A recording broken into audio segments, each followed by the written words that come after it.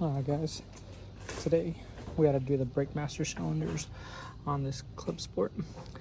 As you can tell, it has a blue zip tie back there. Identifies what size it is. So that's the kit that you got to order to rebuild these.